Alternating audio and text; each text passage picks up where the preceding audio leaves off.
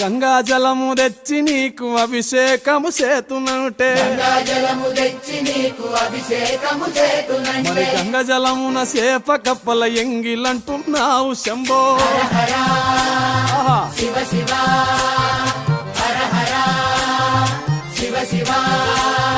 సాంబ శివ నీదు మహిమ ఎన్నటికీ తెలియదాయే ఆవు పాలు తెచ్చి నీకు అర్పితము చేతునంటే